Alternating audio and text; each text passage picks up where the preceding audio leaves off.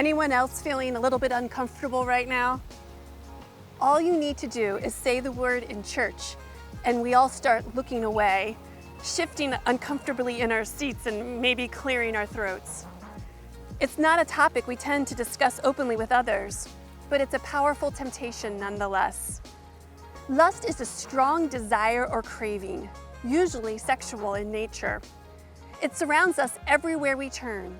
On billboards, advertisements, entertainment, the internet, all use lust to make untold amounts of money.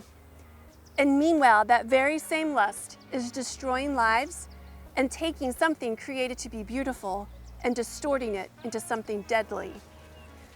Satan knows exactly what he's doing when he confronts us with lust. He knows that more Christians fall victim to this deadly sin than to any other. And he's an expert at temptation. Ed Youg does a great job comparing the work of evil in the area of lust to an expert fisherman. Listen to his comparisons. An expert fisherman knows exactly the right time to fish and is always seeking out just the right spot to cast. Satan does the same thing in your life. He waits for when your defenses are down, when you're tired, when you're most likely to be weak, to cast his temptation.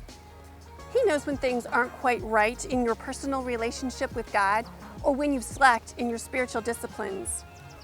That's the perfect time to cast. Once a fisherman has found the right time and place to fish, then he goes in search of the right lure, the one that will catch the fish he's seeking. The lure is intriguing and makes the fish curious. The same is true of the lures Satan casts our way to arouse our lust.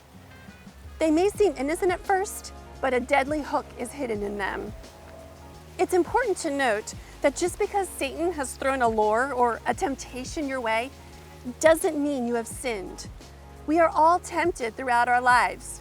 Even Jesus was. It's what we do with temptation that can lead to sin. Now the fisherman has the lure in the water.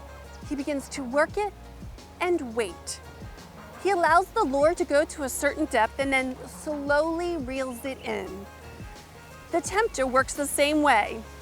There's no hurry. The tempter moves so gradually that you start to let your guard down. Before you know it, you begin to dwell on the temptation in your thoughts, and you start to take actions that lead down a dangerous road. We can't stop temptation from happening, but we can keep from dwelling on it and allowing it to overwhelm our thoughts to the point it starts to affect our decisions. The master fisherman does such a good job using the lure and making it attractive that eventually a fish comes along and swallows it, never suspecting that what they just swallowed was a hook that will lead to their demise. The exact same thing happens when a person takes the bait of lust. They have no idea that just one look, just one time, just one night will lead to devastating consequences that will be with them for the rest of their life.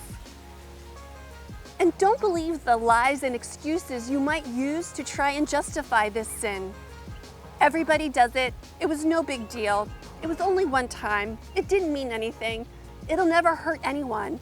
Are all lies from Satan to make you think that lust is not the deadly sin that it truly is. Lust is powerful, but with God's help, it can be defeated. Your first step to defeating lust is to have a solid plan in place for when temptations strike. Part of that plan should include avoiding flirtatious comments and gestures. Make sure your relationships have solid boundaries. Guard your eyes. Don't look at things that will spark lust in your mind. Look past the lure of lust to the consequences of it. James 1:15 tells us, when desire has conceived, it gives birth to sin, and sin, when it is full grown, brings forth death. When blatant opportunities to sin in this area confront you, run from it, like Joseph ran from Potiphar's wife.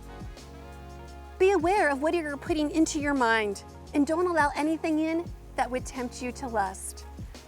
If you're married, make sure your marriage is healthy and thriving. Finally, have people in place in your life that will hold you accountable. people you can confide in and who will speak God's truth into your life. If you have already gotten caught on the hook of lust, not all is lost. In the Bible, Jesus had compassion for sinners, even those that committed sexual sin. He extended forgiveness to those who sought it. Seek God's forgiveness and restoration in this area of your life.